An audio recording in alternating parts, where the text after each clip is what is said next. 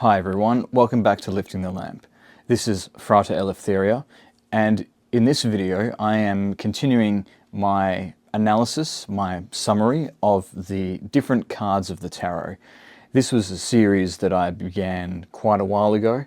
I've covered the major arcana and the minor arcana, but I never got around to the court cards in the minor arcana.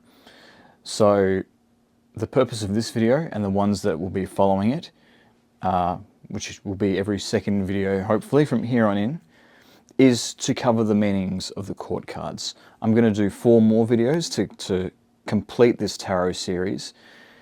Each of the 4 videos is going to be on the court cards in one of the 4 suits. So to begin with, I'll be talking about the suit of wands and the court cards in that suit, namely the King, Knight, Queen and Page of Wands. So here's my video on the meanings of the court cards in the suit of wands. Enjoy. So as I have mentioned in my previous videos on the minor arcana, each of the suits represents one of the 4 classical elements of fire, water, air or earth, and the wands represents the fire element. So for the wands court cards, we've got divisions of the fiery element. And there's a total of 16 court cards. There's 4 by 4, 16 being the square root of 4. And the interpretation of this is that there is, within each element, a subdivision, 4-fold, of the element within each element. So in the case of fire, in this instance, you would have the fire of water, the fire of air, and the fire of earth. So in this instance, talking about the element of fire, you would have the fiery part of fire, the watery part of fire, the airy part of fire, and the earthy part of fire. And the same is repeated for the other elements, for a total of 16 elemental subdivisions. And to arrive at those subdivisions in the court cards, we need to understand that each of the type of court card also represents an element. So the kings represent fire, the queens represent water, the knights represent air, and the pages represent earth. So in this very first court card in the suit of wands, the page of wands, we're talking about the earthy part of the fire element. And so that gives us a bit of a hint as to the meaning of the card. All of the wands cards have to do with creativity, ambition, inspiration, taking action or initiative. All of this is symbolized by the element of fire. And within the earthy part of each element, we have the foundation of something. And so with the page of wands, we have the beginnings, laying the foundations of some impulse that emerges out of the fiery element. And so this is very much about the beginning of a new endeavor, a new initiative, as embodied in the page of wands. So when we look at the figure of the page of wands in the Rider-Waite deck, and that is the deck that I will be referring to, we see somebody who's very enthusiastic, very youthful, very inquisitive. The way that the figure is sort of looking at the top of the staff or the wand. The wand is planted firmly in the earth, in the ground, and is emerging out of it, representing the emergence of a new idea, a new kind of inspiration for some new endeavor. And we see the kind of the growth and the vitality symbolized by this card with the way that new shoots are sprouting from the wand. This is reminiscent of the symbol in the Bible of the rod of Aaron, which is a dead rod of wood that just should have not been alive, but sprouted new shoots as one of the miracles of the Bible. And so we have this symbol of power, of virility, of an almost miraculous life-giving energy as symbolized by the wands. The page is wearing clothes that are adorned with the symbol of the salamander. That is what that weird little lizard is on the yellow tunic that you see. You'll see that this same symbol of the salamander is recurring throughout the wands, the court cards in the suit of wands.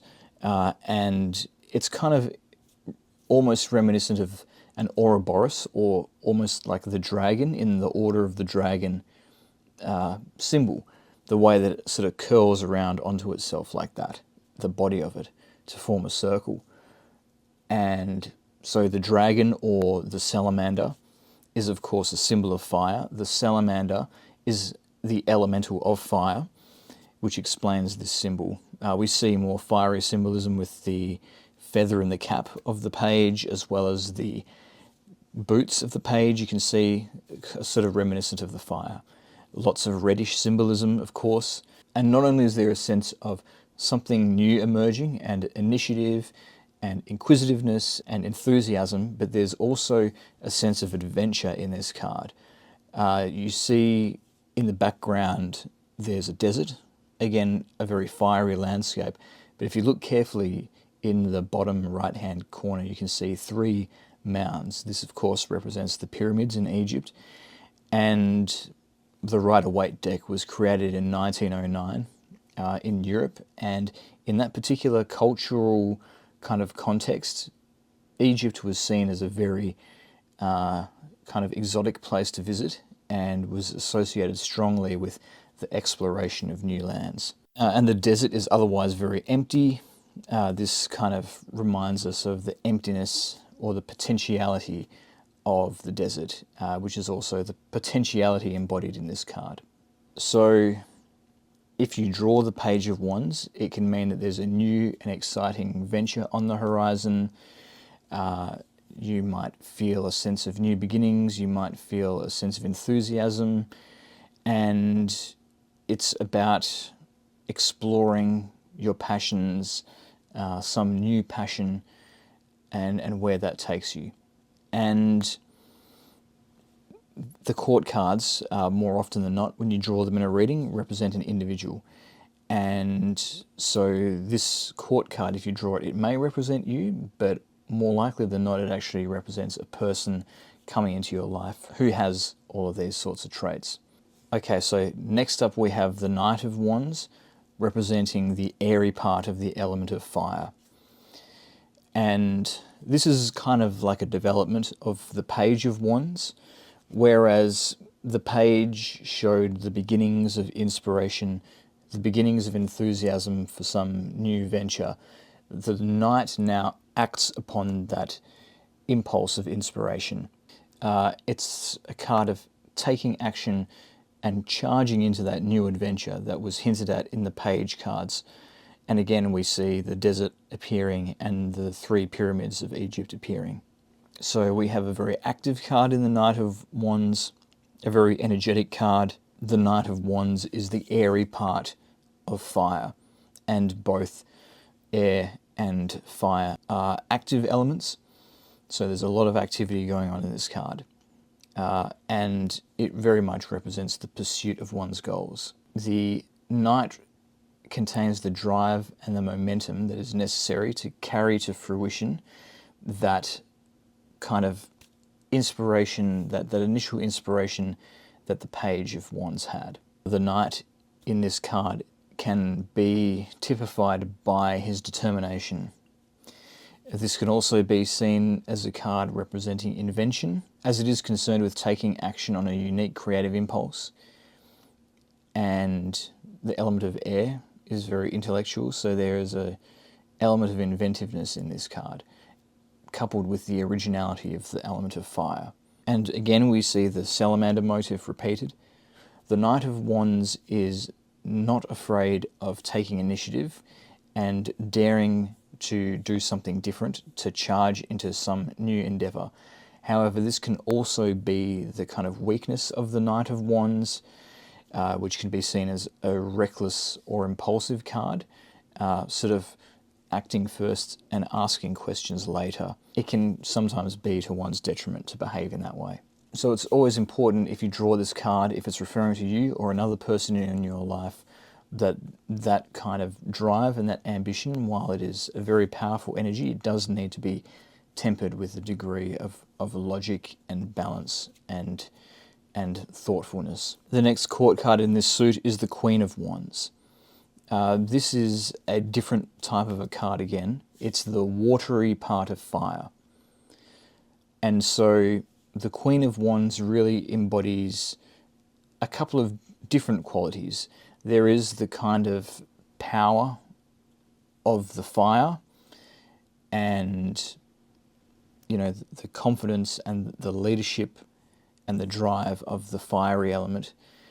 But there's also a kind of a nurturing side and a kind of more sensual, emotional side to this card, which is, you know, the contribution of the watery element to that card. This is definitely a very regal card. It is indeed the Queen of Wands.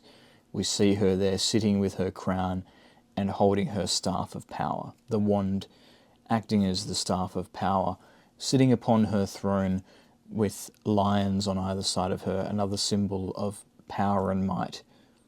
But there's also some more kind of, I guess you could say, softer symbolism in this card as well. She's surrounded by sunflower motifs. She's holding a sunflower. You know, this is somebody who represents growth, vitality, optimism, who's capable of nurturing life. The sunflower is a very joyful symbol. It's a heliotropic flower. It's always pointing towards the sun. So it's a very optimistic and very positive, emotional kind of symbol. We see a certain amount of poise and grace in the Queen of Wands that is not present in, say, the Knight of Wands, who's very impulsive. She is much more in control of the fiery element. And the fieriness in her nature can manifest not just as a searing, burning flame, but as a warmth, like the warmth of the hearth. And another key symbol that we have in this card is the cat, which we see at the front of the Queen. And this is a symbol of intuition. It's a symbol of personal power, as cats are notoriously independent. And, you know, a connection with perhaps the underworld, a connection with the unconscious, and being able to confidently kind of navigate that inner world. So again, we have a watery, intuitive side to the Queen, as well as this kind of fiery side as well.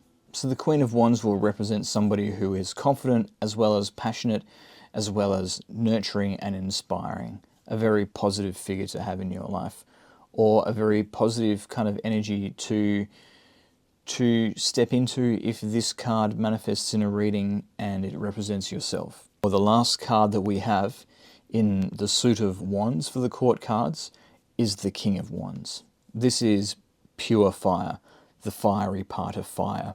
And again, we see the now familiar salamander motif both on the cape or the robe of the king as well as behind him. The lion also features that we saw in the Queen of Wands. And in fact, the salamander appears at the bottom of the card, the bottom right as well, accompanying the King of Wands as his own personal familiar, you might say.